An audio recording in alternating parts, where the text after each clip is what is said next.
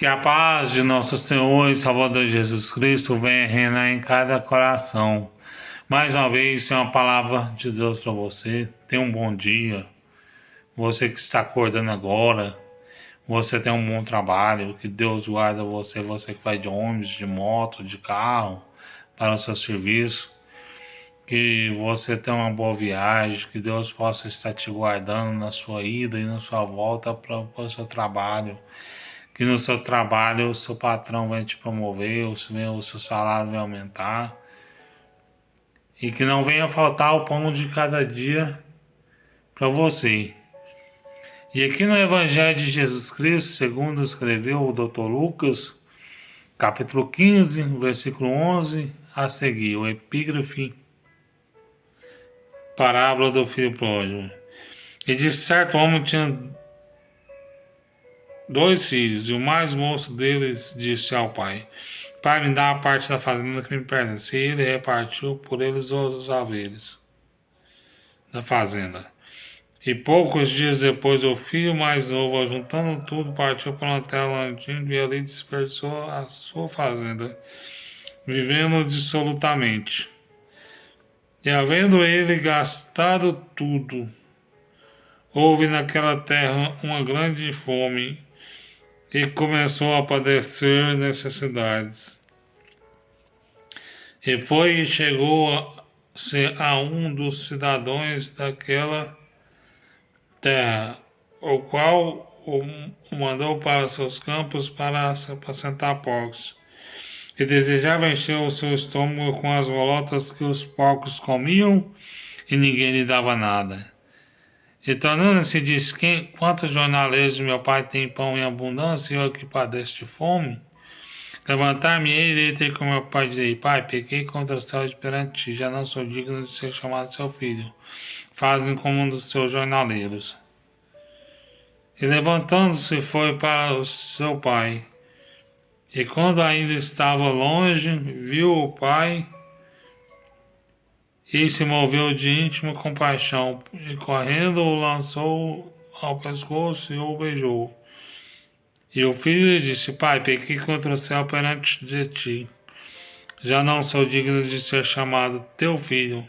Mas o pai disse aos seus servos: Trazei depressa o melhor vestido, vestido um anel, vestido pôndo-lhe um anel na mão e a alpaca nos pés, e trazei o bezerro cevado, e matai, comamos e alegramos-nos. Porque este meu filho estava morto e reviveu, tinha se perdido e foi achado, e começaram a alegrar-se. Amém? Todos nós que conhecemos da Bíblia Sagrada, que professamos o mesmo Deus, nós conhecemos as parábolas de Jesus. Pelo menos 1 ou 2 parábolas nós conhecemos.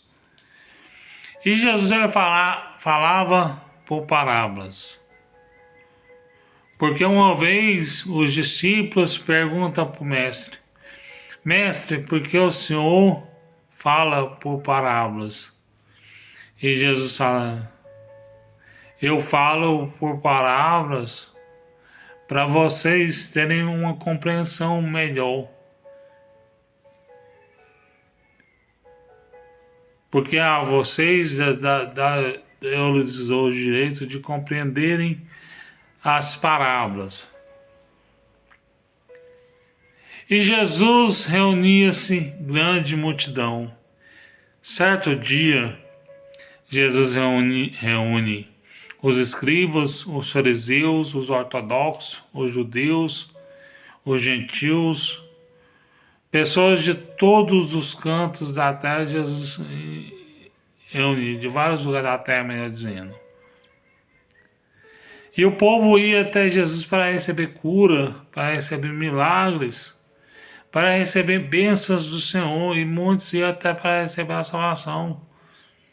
E muitos iam para escarnecer do mestre, que é o caso dos escribas e dos fariseus, que eles não entravam no reino dos céus e não deixavam quem queria entrar. E Jesus estava triste com os fariseus, porque os fariseus, antes de Jesus vir à Terra, eles esperavam um Cristo, mas quando o Cristo, o reino de Deus, veio até eles rejeitavam. Então Jesus ele estava ensinando essa parábola para os escribas e para os fariseus, para eles não rejeitarem o reino de Deus. Depois disso, alguns escribas e fariseus converteram, mas nem todos converteram. Então Jesus começa a falar essa parábola do filho pródigo. Aquele filho pródigo, aquele filho mais novo, simboliza os gentios, que somos nós brasileiros, portugueses, espanhóis, da Espanha, ingleses, e o filho mais velho simboliza os escribas e os fariseus. E o pai, aquele pai que era dono da fazenda, que repartiu por eles, simboliza Deus. Então Jesus começa a falar essa parábola. E disse: certo homem tinha 2 filhos. E o mais novo deles disse ao pai: Pai, me dá da parte da fazenda que me pertence.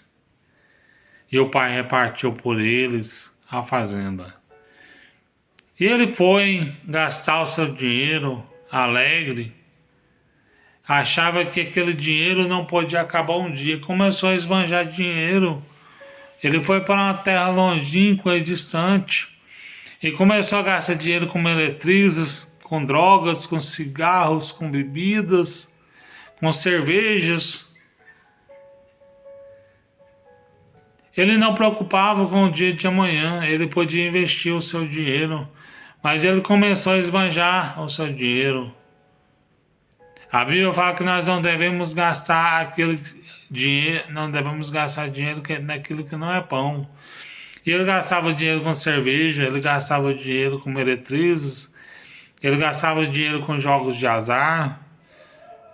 Então ele gastou seu dinheiro com os seus amigos. Pródigo significa aquele esbanjador. Se uma pessoa pedisse para ele uma cerveja, ele pagava uma caixa. Se uma pessoa pedisse uns 5 gramas de maconha para ele, ou de pedra, ele dava 100, 20 gramas, 100, 200 gramas, meio dizendo. E ele era esbanjador. E logo, não foi rápido, o dinheiro dele acabou. E não sobrou nem um centavo. Ele sobreviveu sobre aquela cidade uma grande fome. E o povo começou a passar necessidade. E ele começou a passar fome. Ele começou a passar fome de pão. E ele batia na porta dos amigos dele que aproveitaram do seu dinheiro. E os seus amigos não lhe davam nada. Amigos, meu irmão, é aquele que te dá o alimento, que te dá o pão.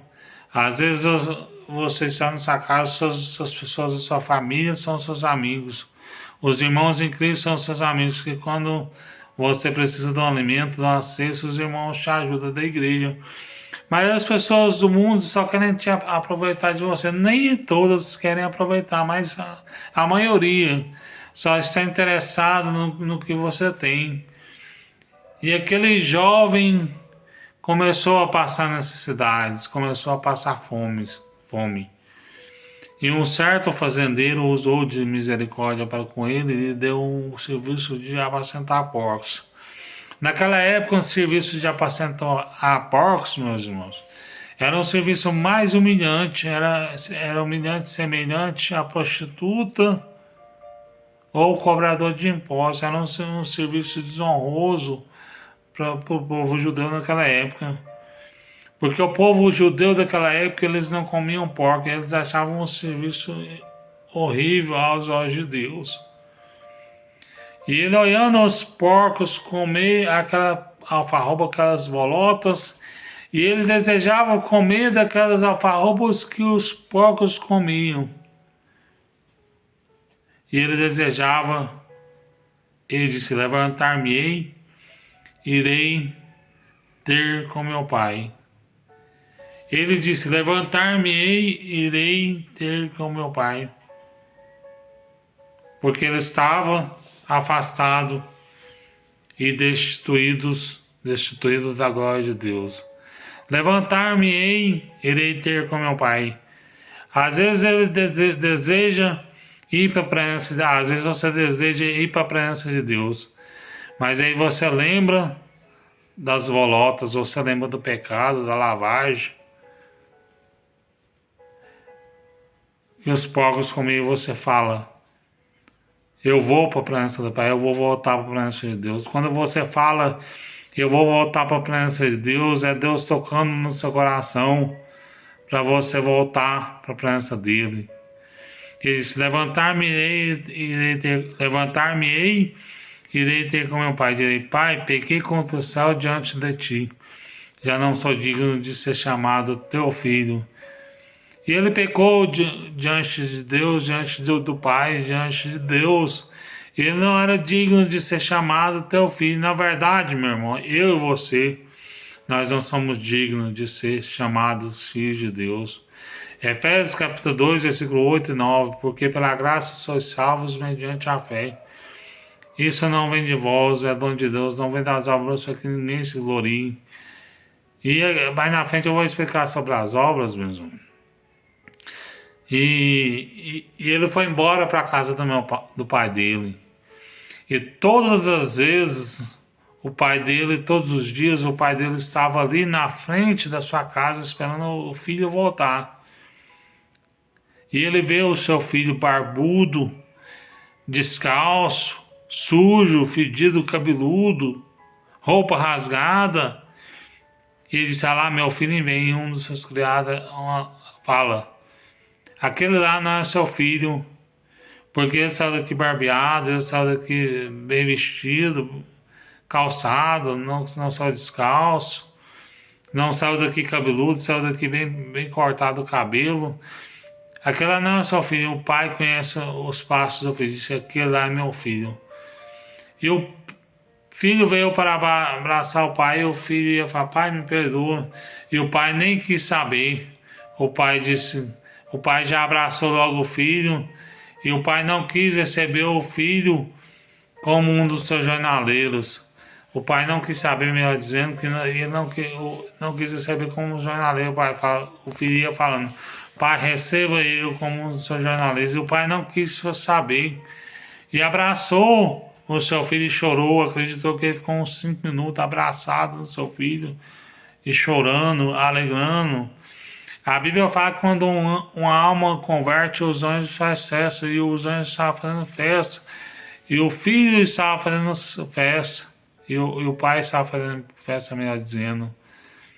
E a Bíblia nos fala que aquele pai de família fala, trazei depressa a melhor roupa e vesti-lo.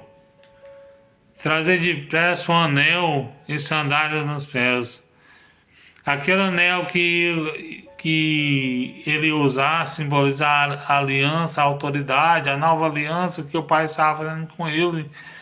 E sandália nos pés simboliza por onde aquele lugar que ele passava, ele já não vai passar mais.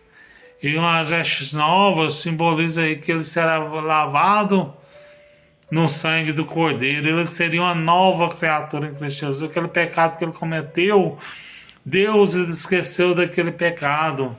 2 Coríntios capítulo 5, versículo 17. Eis que as coisas velhas se passaram, tudo se fez novo.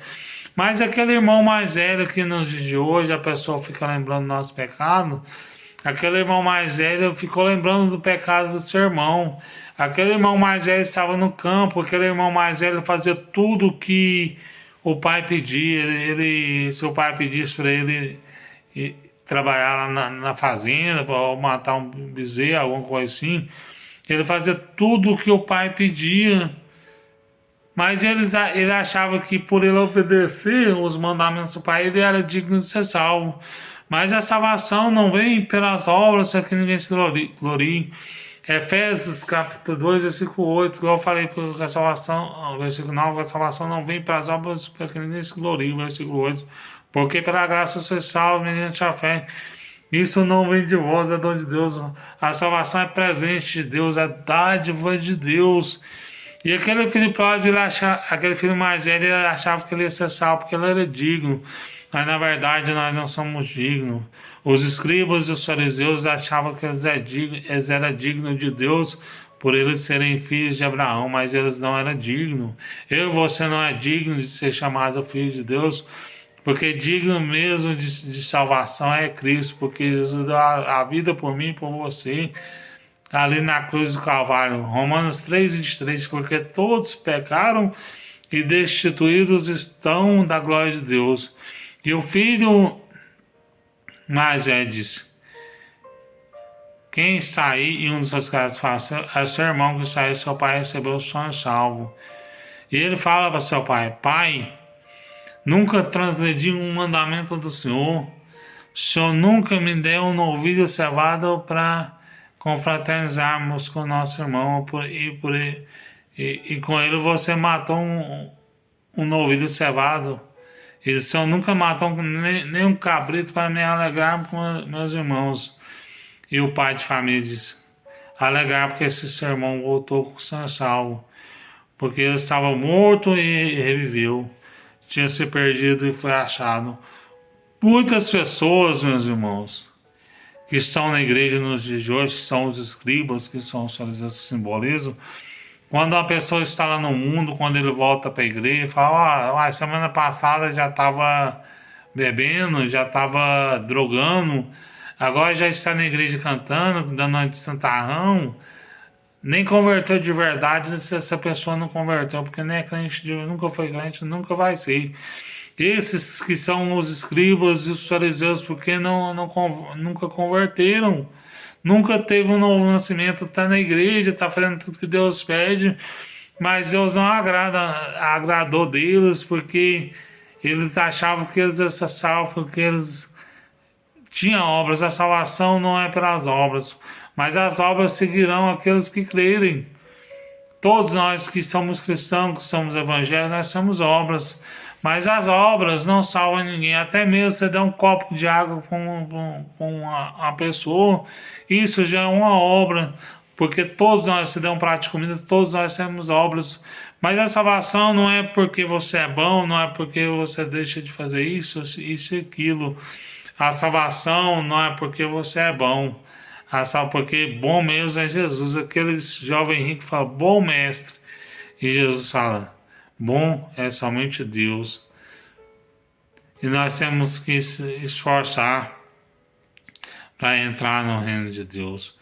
Bom é somente Deus. Deus é misericordioso, Jesus é bom, Jesus tem nos socorrido, Jesus tem amado o mundo, Deus tem amado o mundo de tal maneira, enviado seu único Filho, que é Jesus, para todo aquele que nele crê, não pereçam, mas tenham a vida eterna. E Jesus salvou aquele filho pródigo. Você que não está na presença de Deus, você que desviou da presença de Deus, igual esse filho pródigo, volta para a presença de Deus. Jesus sente saudade. A cadeira que você sentava lá na igreja, no púlpito, você que é um obreiro, Deus está sentindo falta do seu louvor. Deus está sentindo falta da sua adoração. Deus está sentindo falta da sua pregação, que você pregava e almas eram libertas, transformadas. Jesus está sentindo sua falta, meu irmão. Volta para a presença de Deus. Não deixa para depois. Não deixa o arrebatamento da igreja acontecer para você voltar, que aí pode ser tarde. Volta agora, meu irmão. Não deixe para amanhã. Não deixe para depois. Reconcilie com Deus, assim como esse filho pródigo reconciliou com Deus.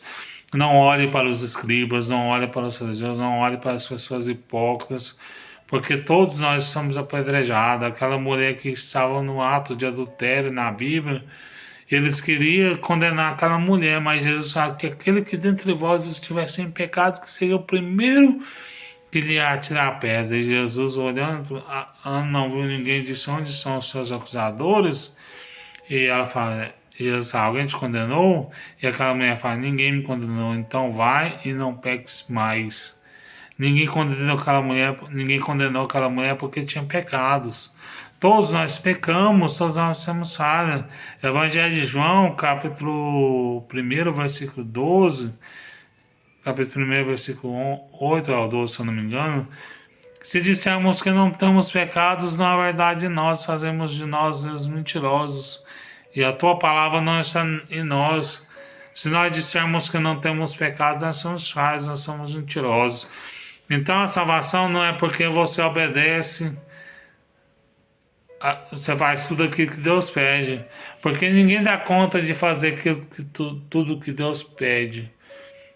Porque a Bíblia fala que você transgrediu o mandamento da lei e você já transgrediu todos.